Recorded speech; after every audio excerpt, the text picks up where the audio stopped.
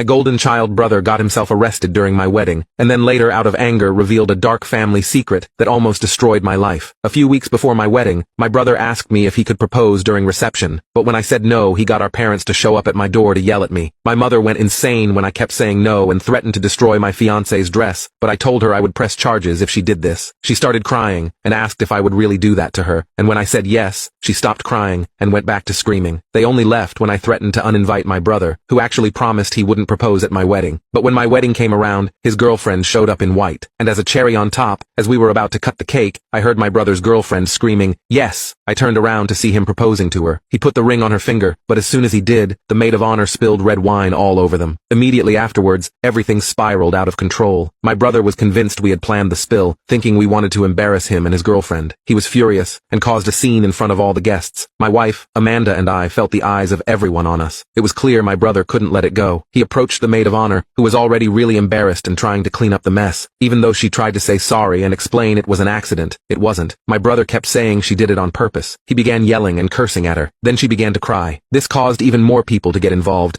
trying to calm things down. I jumped in trying to cool things off, but it just made him louder and more upset. Out of nowhere, he stepped right up to me and shoved me. I was totally caught off guard and stumbled back. I pushed back, and things got out of hand fast. We ended up scuffling, grabbing at each other's shirts, and before we knew it, we were swinging at each other. Then Amanda decided to call the police. When the police showed up, they talked to a bunch of people to figure out what happened. It was really embarrassing to explain the whole fight, especially in front of all our friends and family who were there to celebrate with us. In the end, the police decided it was best for my brother and his girlfriend to leave the party. As they were being led away, my brother kept yelling about how that war of a bridesmaid ruined their day. Even though it was a relief to see him go, I also felt sad, because he's still my brother. After they left, the whole mood at the wedding was pretty down. A lot of guests started to leave too, saying sorry as they went. The morning after the wedding, my phone buzzing non-stop woke me up. It was my parents calling from their vacation in Italy. They had missed the wedding for their holiday, but my brother had already called them and told them his side of the story about what happened. From what they were saying, it was obvious my parents were on my brother's side. He's always gotten his way since he was the younger brother and baby of the family. They seemed disappointed in me and expected me to fix things. The whole conversation felt pretty one-sided, mainly because they had only heard my brother's version of the story. This kind of thing isn't new. In our family, it's always been like his word gets more weight than mine. Not only that, my parents told me I had to bail out my brother, who had ended up spending the night in jail because once he was outside, he started arguing with the officers and acted like an eye-hole to them.